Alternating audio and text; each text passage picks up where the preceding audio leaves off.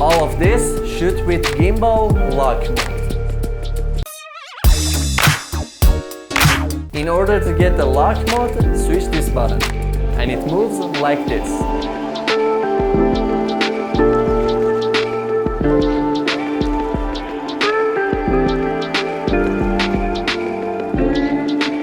Welcome to my channel, my name is Aria and let's see the B-roll that I shoot with ZHIYUN WEEBILL S in lock mode.